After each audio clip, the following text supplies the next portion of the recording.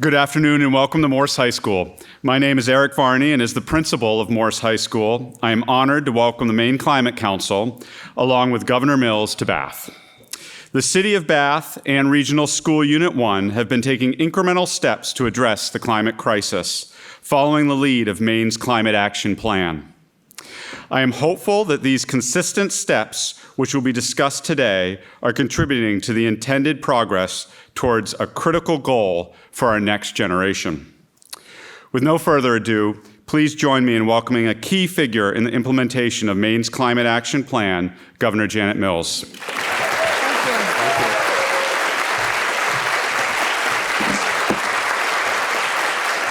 Thank you, Eric.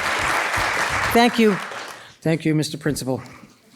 Thanks for welcoming us here to Morse High School. Bath schools, as you know, have been very important, an important partner when it comes to training students for good-paying jobs and rewarding careers in our clean energy economy. In fact, the entire Bath community is really at the forefront of climate action. The City of Bath is a member of our Community Resilience Partnership and has done important work to adapt their infrastructure to better withstand the impacts of climate change and to make homes more energy efficient for families who live here. So it's fitting that we meet here today to talk about Maine's next steps to combat climate change, especially given that Bath was one of the many communities hit so badly by the storms this past winter. For 5 days last December, heavy rain fell on already soaked soil and partially frozen ground across the state of Maine. Rivers overflowed and roads flooded badly, including Washington Street and other major roads in Bath and in the area. Strong winds dropped trees onto power lines, leaving hundreds of people in Bath without power. Just 20 days later, on January 10th, another heavy wind and rainstorm surged ocean tides to record highs, damaging, if not destroying, some docks, wharves, piers, and roads up and down our coast.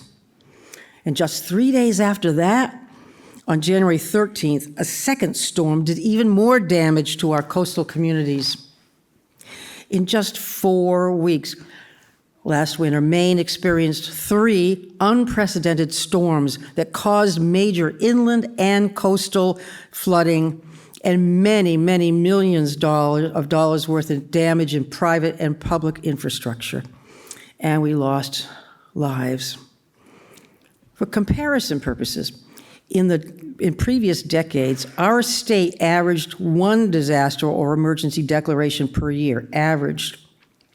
In the last 2 years, March 2022 to May of 2024, we had 9 natural disasters, each of them devastating enough to merit a presidential major disaster or emergency declaration. 9 in 2 years. And that's just in Maine. In 2023, the United States experienced 28 separate weather and climate disasters. 1 year alone, 28 different disasters, costing at least $1 billion.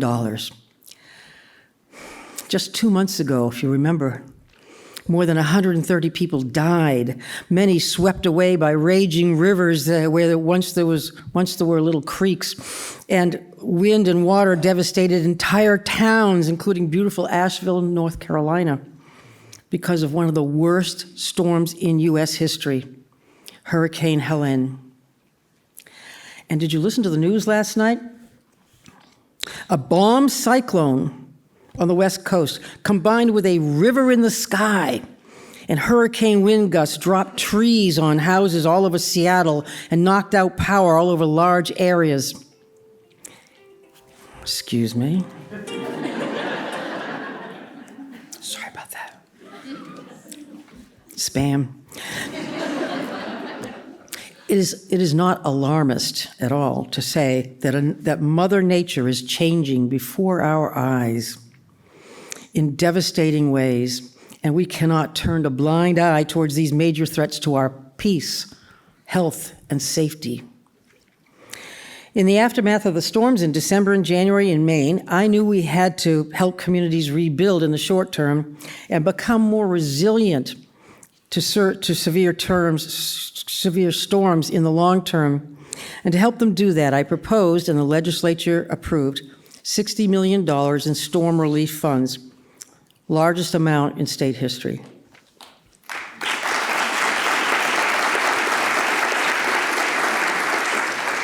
Still, of course, not enough to considering the damage. And so far, though, 43 towns and cities, nearly 70 working waterfronts, and more than 100 businesses and nonprofits have used that funding to help repair or replace their infrastructure. And that's in addition to the more than $26 million we secured from FEMA in disaster recovery relief costs in Maine over the past 2 years, a number that we expect to increase as FEMA makes payments to local towns as well directly to pay for the damages from last December and January. Well, this historic undertaking of rebuilding our communities is bringing with it a greater, deeper understanding of the perils of climate change and a renewed urgency to protect Maine from its effects. In December of 2020, the Maine Climate Council, many of whom are here today, issued a climate action plan called Maine Won't Wait, with its recommendations to tackle climate change here in Maine. And today I'm proud to release an updated Maine Won't Wait with the Climate Council's 2024 recommendations to meet the urgency of this moment and to chart Maine's path forward. Thanks to our first climate action plan, our state has made important progress towards a more sustainable future. Forest landowners are creating long-lasting products out of wood waste. Housing developers are installing heat pumps to reduce costs and make homes and apartments more comfortable and using wood fiber-based insulation. Maple producers are using solar energy to run their equipment and reduce costs. And towns are adapting their community spaces to reduce the impacts of climate change. For instance, using a grant from my administration and other sources, the town of Van Buren purchased a greenhouse and transformed some land downtown that had been regularly flooded into a community garden that will use storm runoff for irrigation. And using federal grid resilience funds managed by my energy office, Van Buren will also replace their antiquated utility poles to strengthen their electric grid. Thanks to Maine people and their common sense, we have exceeded our heat pump goals, and fewer families are relying on expensive oil to heat their homes. In fact, heating oil reliance in Maine has declined nearly 16% since I took office.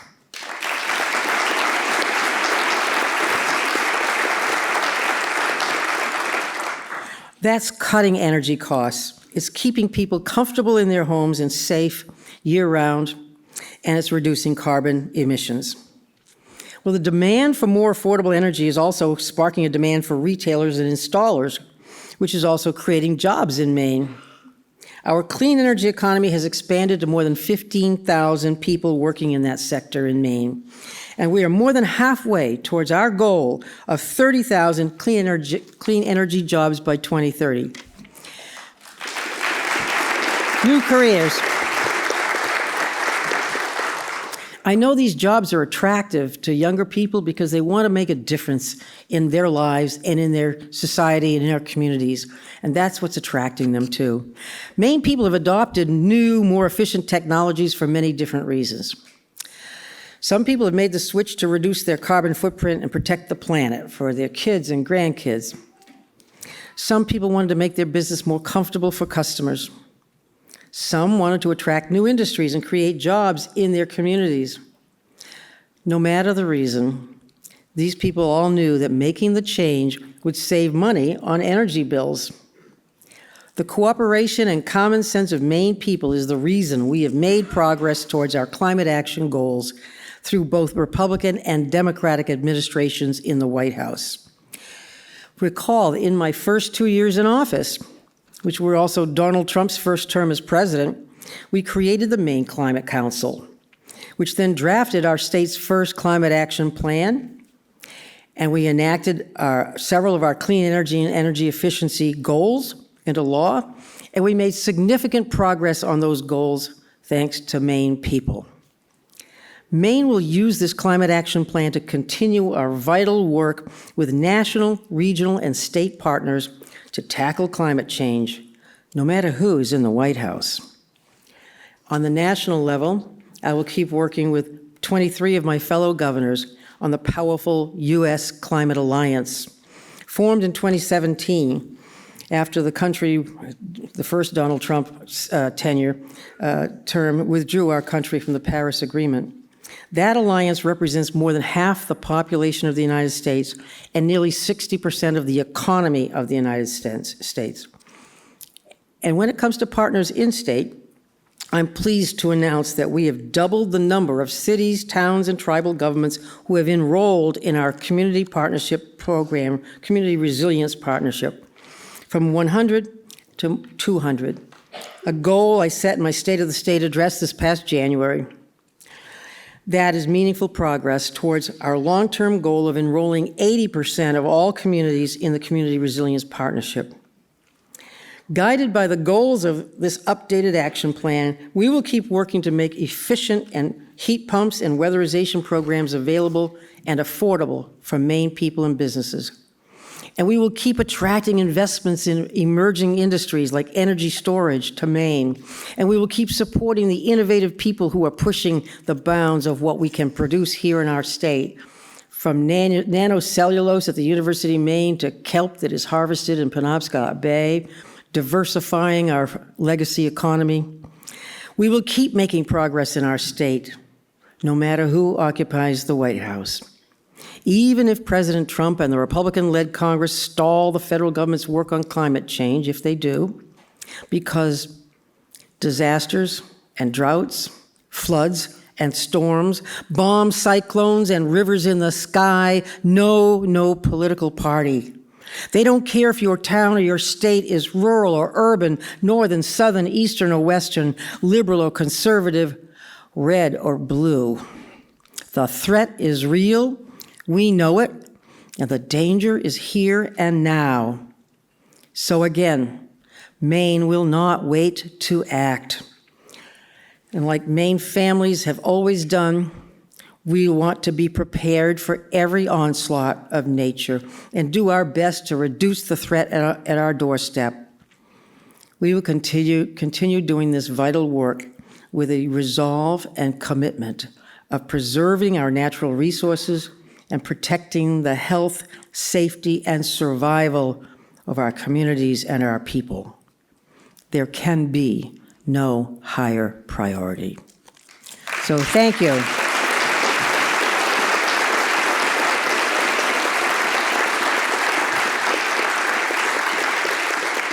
Now I would like to introduce Melanie Loisem, co-chair of the Maine Climate Council and commissioner of Maine's Department of Environmental Protection, to tell you a little bit more about the updated climate change plan for 2024. Thank you, Melanie.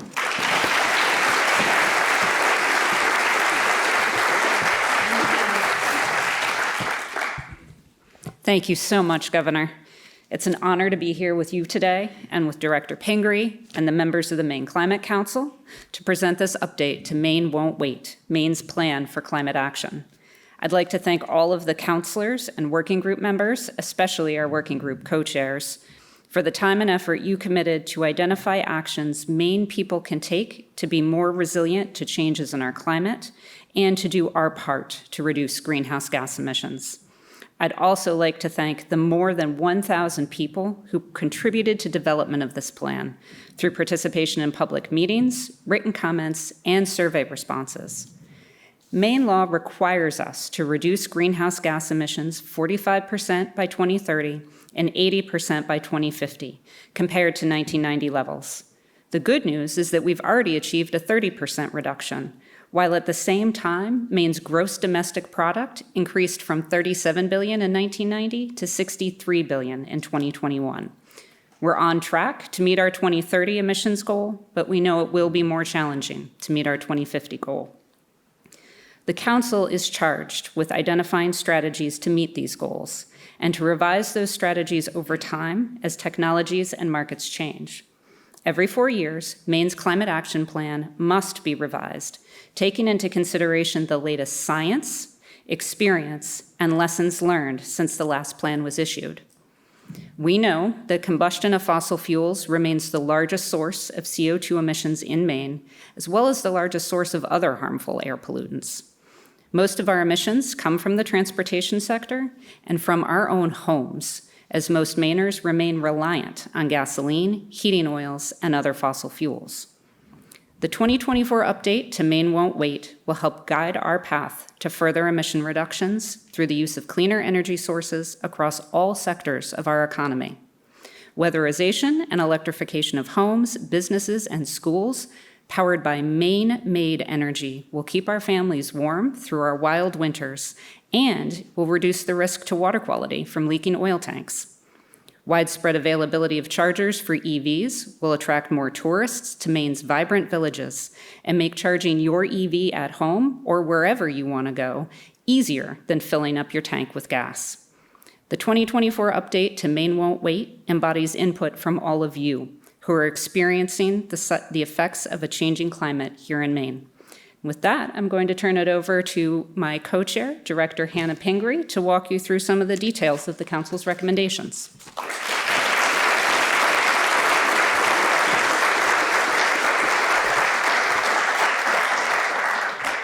Thank you, Commissioner Loisem, my co-chair, for your partnership in this work, and thank you to Governor Mills for inspiring us.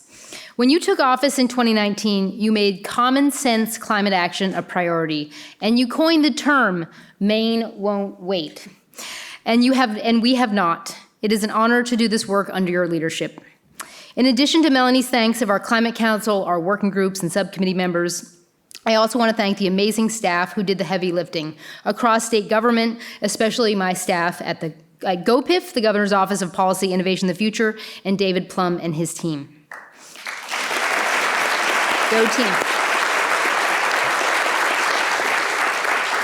All right, now I might make you stand up as I recognize here, but I want to thank and recognize the Bath City leaders, of which there are quite a few here. Stand up if you're a Bath City leader.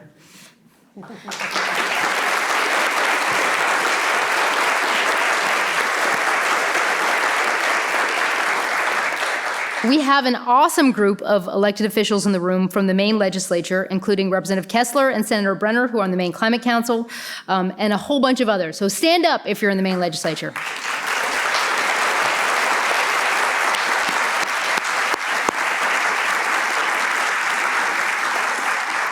And I know we have representatives from several of our federal legislators, our senators and representatives. Without all of their support, everybody in this room, this work would not be possible. I want to thank Principal Varney and the students and teachers who are here. It is fitting, it is awesome to launch the climate plan at your school, since this plan has been inspired by the voices of young people across our state. We released the first state climate action plan in many years under Governor Mills' leadership in 2020. It was early in the pandemic with many competing challenges, but we had the faith that climate was important. There was no option but to act. 4 years later, we are here to celebrate incredible progress and talk about what is next. To celebrate, I want to thank so many for contributing to Maine's nationally recognized leadership. We have led the country in heat pump deployment, thanks to countless small businesses, Governor Mills' leadership, the community college training programs, and the hard work of Efficiency Maine, the Governor's Energy Office, and Maine Housing. Maine also stands out nationally for actions to increase our resilience to storm events. Maine won a highly competitive federal grant, the NOAA Climate Resilience Challenge, and we've won more than our fair share of federal restoration and culvert funding. Whether it's relocating wastewater pumps or putting in bigger culverts, adaptation work, it isn't sexy, but it is crucial. We are motivated by a recent U.S. Chamber of Commerce study that said that for every $1 spent on resilience, it saves communities $13 in damages, cleanup, and economic impact. This new plan today announced builds on Maine's momentum. There are new and updated strategies in the plan reflecting the urgency of climate risks. We know we need to continue to accelerate our progress to meet this moment.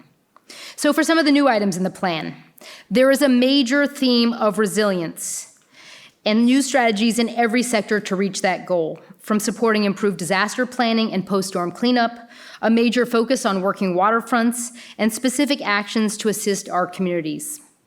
Transportation continues to be front and center with work to advance EVs, a new roadmap to help pilot more medium and heavy-duty vehicles, and a major focus on public and active transportation, which needs to be creative in a large rural state. Projects like Maine DOT's Workforce Transportation Pilot, which both BIW and Gagne Foods here in Bath have utilized, help people get to work and reduce commuting emissions. It is part of the solution. Reducing and managing waste, which was Melanie led on, is a new part of this plan with details about how we reduce food waste, manage our trash for potential energy production, and reduce it through refill programs and the reuse of construction materials. Land use was another area that the council wrestled with, especially land use conflicts. Within this plan, we have prioritized housing, renewable energy and transmission, local resilience planning, and land conservation. These priorities do conflict sometimes, and these resolutions require local engagement. Incentives, community support, and planning tools are highlighted, including how the state's new Maine Office of Community Affairs can help to lead this work. We've also developed new strategies for land conservation to meet the state's bold 30% conserved lands goal by 2030, which requires us to conserve 250,000 acres a year.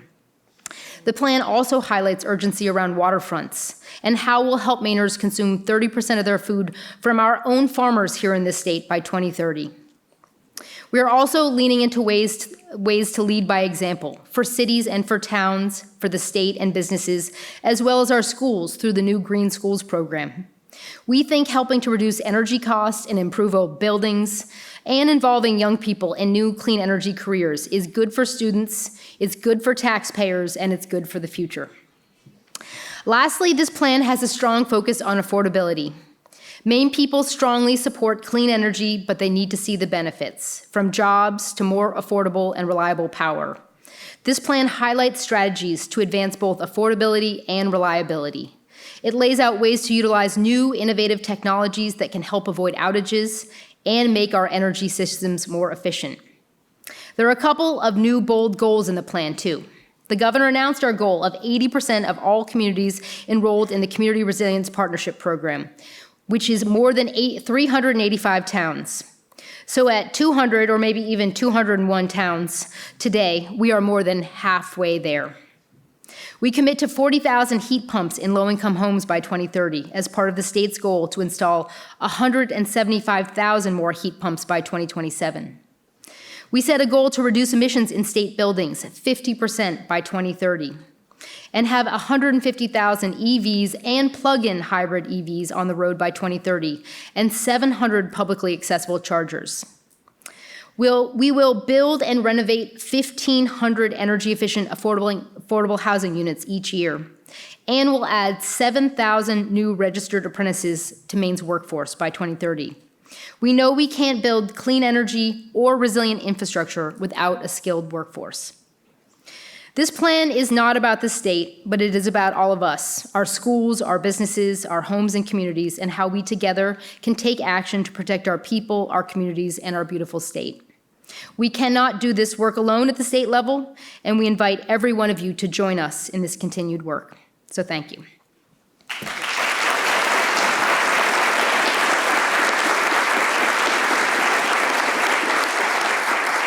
So we came to Bath, Maine, because we have a rock star lineup of people in this city who are taking action.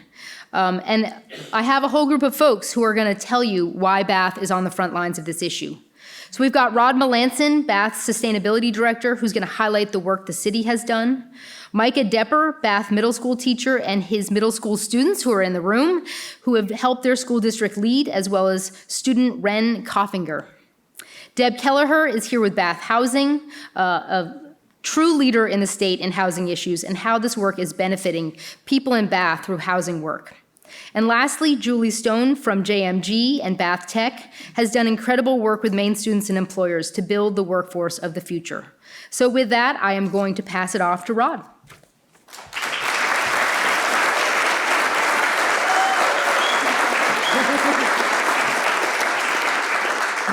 Thank you, everybody. Really a pleasure to be here. And I'll start my remarks. I really appreciate this. I'm extremely fortunate to have the opportunity to work here for the City of Bath as the Director of Sustainability. And it's really incredible that a sharp focus is on this community right now.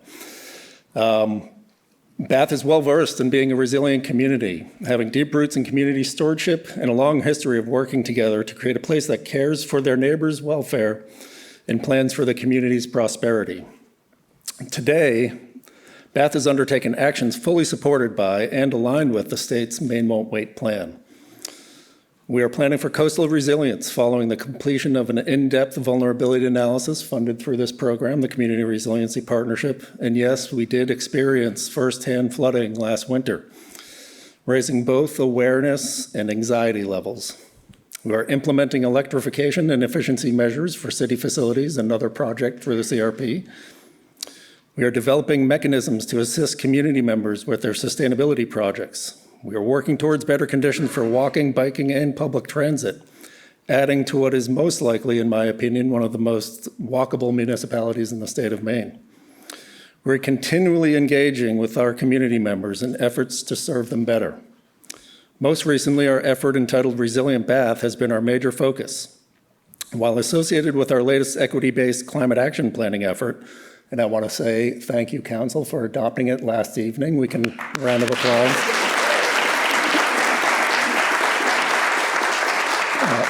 The Resilient Bath effort serves to provide a foundation and prepare us for taking action, setting targeted goals, and monitoring our own progress.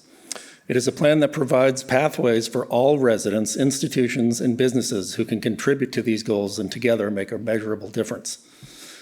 A resilient community is one that fosters partnerships, develops pathways to prepare for our future, and cares for the health and well-being of our neighbors. This is evidenced by the guidance of the individuals that serve their community, a lot of which are in that corner of the room, and you know who you are. The local organizations that provide the day-to-day connections and input, from Bath Housing to BIW, the bold leadership from the state that enhances our local ability to produce positive outcomes. Thank you, state. Sustainability and resiliency are not separate or isolated goals. They are intertwined and mutually reinforcing. The same can be said about state and local leadership. We appreciate the state's continued leadership around climate resiliency, and as you can see by the work happening here in Bath, the continued commitment and support at the state level will be well received by the City of Bath, as well as our many partners committed to the Resilient Bath effort. Thank you, everybody.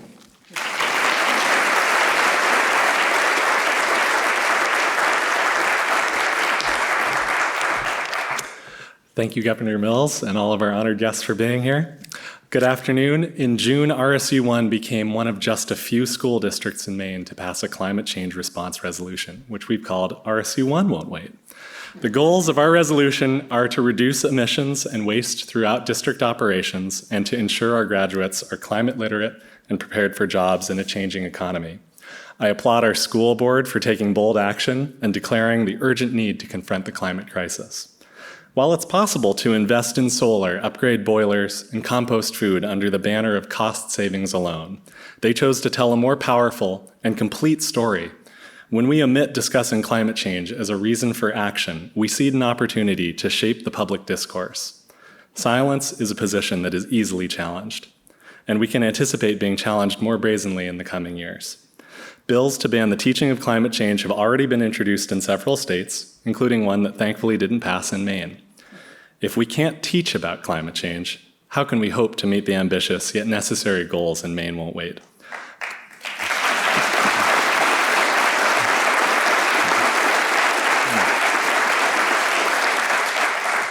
Codifying climate change into our local policy books is a bulwark against this.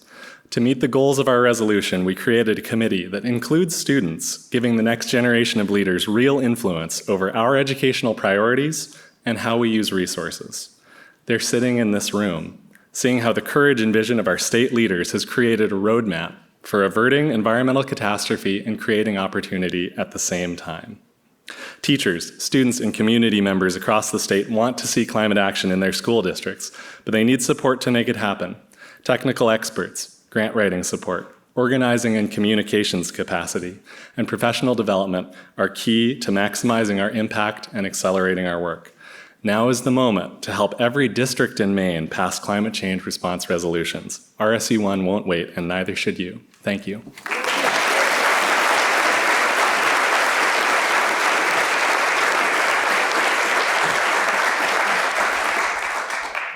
Hi, my name is Ren Coffinger, and I'm a student at Morse High School. Being part of a generation that will have to face climate change head on as young adults, I wish I could say it is a constant part of conversation in our school, but it's not, at least not to the extent it should be. Over the past week, I asked students around Morse High School their views on climate change, some of who are with us now. Unsurprisingly, they felt it was distressing and a pressing matter.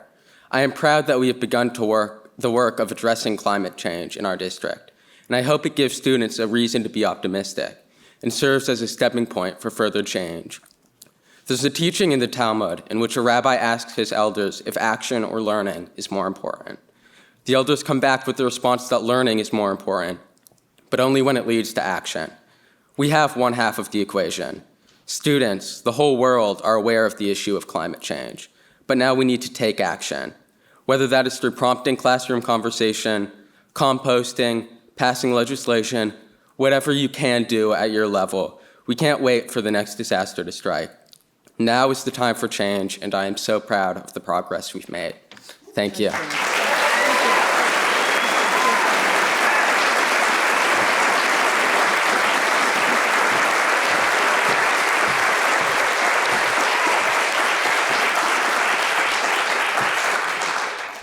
Enhancing housing opportunities is a key component of community resilience. Housing should be an opportunity for every Mainer. The housing community statewide is working both at the local, regional, state, and national levels to address pressing housing issues through policy changes, new development, preservation, collaboration, and innovation. Thank you so much for having me here today to speak about how the City of Bath and Bath Housing are at the forefront of this work. If you came to Morse High School, the new Morse High School, up Congress Avenue, if you came north on Congress Avenue, you drove past a new construction project located at 520 Center Street. This is Bath Housing's first new construction project in 40 years. It was funded by Maine Housing's Rural Rental Affordable Housing Program, and it will provide stable housing for 18 families that work in Bath, in the Bath area. The building's going to open in June, and we have 47 families on the waiting list, on the interest list for this project already. The project is a recognition and an acceptance that our older housing stock is no longer serving our community well. And it's a model for how housing and sustainability can be integrated. The building envelope is designed to passive house standards. It is all electric. There are no fossil fuels. And that includes a VRF central heat pump system, energy recovery ventilation. This is good for the environment, but it's good for our residents, who will now have air conditioning. Yay. We are using Maine products as we're able. This includes lumber, windows, and the zip sheathing around the building. And I'm proud to announce that this week we have locked in and we are going to be providing a 30 kilowatt rooftop solar voltaic panel system that will offset 30% of the electrical use of the property. And right before I came here, we have locked in on providing 2 EV chargers at the building.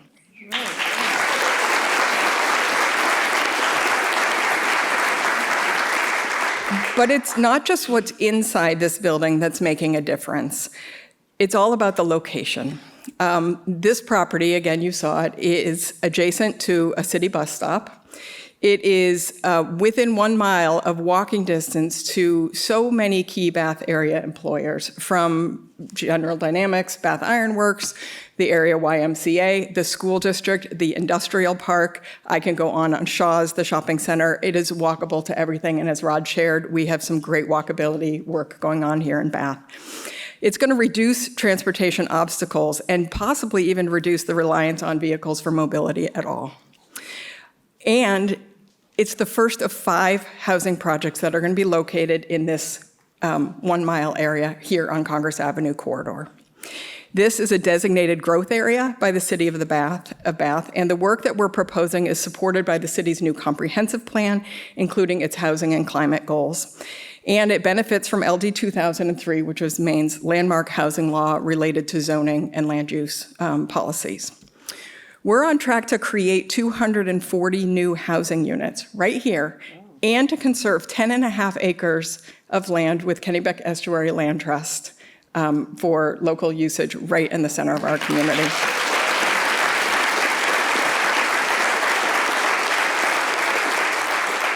All of this new housing is designed to be and will be resilient in the face of climate change and as our weather continues to be more unpredictable. Finally, at Bath Housing, we're not just focusing on our new construction, but we're actively working to tap into new state and federal resources and funding opportunities to provide sustainability upgrades to our existing 175 housing units in the community. This is better insulation, conversion to heat pumps, and the addition of solar at minimum.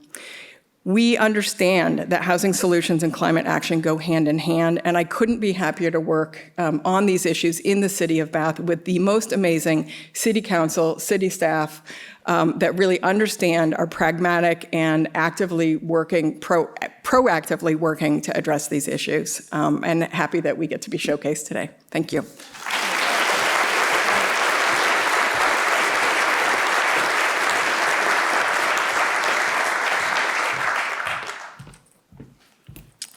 Good afternoon. I am Julie Stone. I'm the JMG specialist for Bath Tech.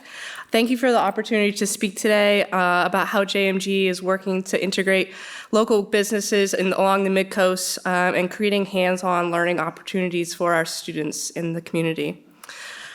JMG is a nonprofit. It's a statewide nonprofit serving more than 12,000 students across the state. We support them in pursuing graduation, post-secondary opportunities, and meaningful careers. My role here at Bath Tech is to connect students with local businesses and provide hands-on experiences and insights into advancements in their communities. I'm very fortunate to work at Morse High School and Bath Tech, where Maria Morris, who's our JMG specialist on the Morse side, and I, along with all of the other JMG specialists across the state, have worked really hard to integrate and ensure that career exploration is embedded in our curriculum.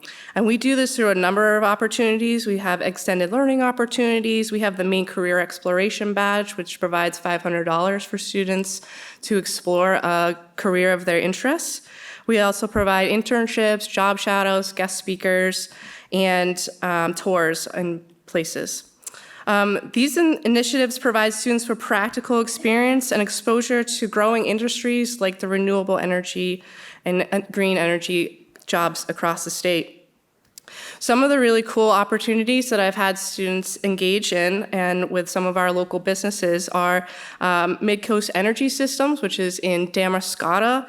They had a student for a year-long internship who was exposed to learning about heat pumps and geothermal and EV chargers. He got hands-on experience twice a week in doing that work, which is really amazing and has set him off in a really great success and career in the renewable energy sector. Opbox, if you haven't heard of them, I strongly encourage you to explore them. I took our carpentry program over there recently. They are in Woolwich, just across the bridge.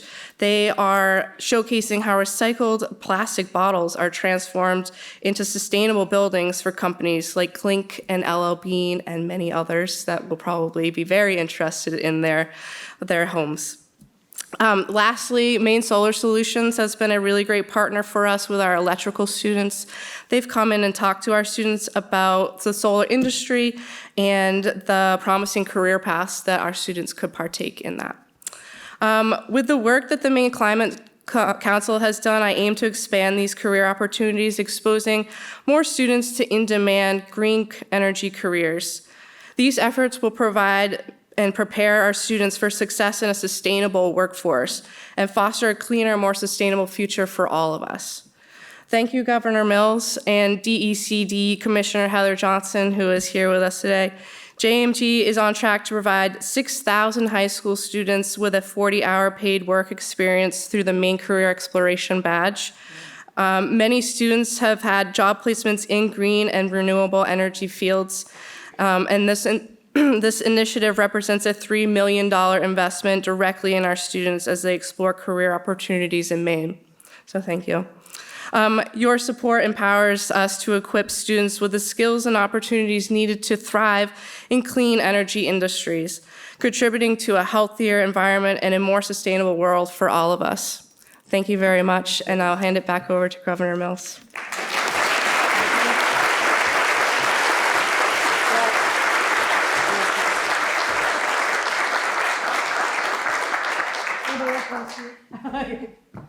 I want to recognize Heather Johnson, my Commissioner of DECD, who's here today, and Glenn Cummings, who's working on green buildings now, and Dan Burgess, who's our Energy Office head. And I want to thank you all for being here and invite the members of the Climate Council to a reception nearby. I know that everyone gathered here today embodies the commitment to Maine people to tackle climate change for generations to come. I want to thank each of you for joining us for the release of our updated climate action plan, Maine Won't Wait, especially the Bath students who are here today. By being here, you demonstrate that you understand the urgency of this problem, and you're proving that Maine won't wait to act, and thank you for being here and understanding this problem. I also want to thank the 39 members of the Maine Climate Council, most of whom are here today, for writing this updated climate action plan after more than a year of hard work on it. Please stand up so we can all thank you for being here and for taking part in this exercise. Long work, hard work to tackle all the aspects of climate change in Maine. Please stand, members of the Climate Council.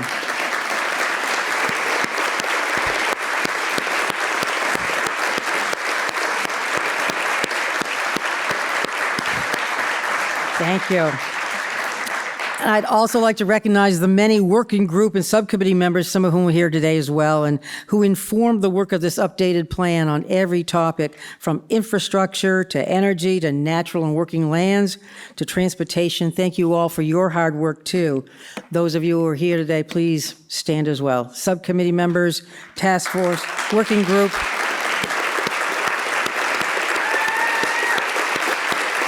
Thank you.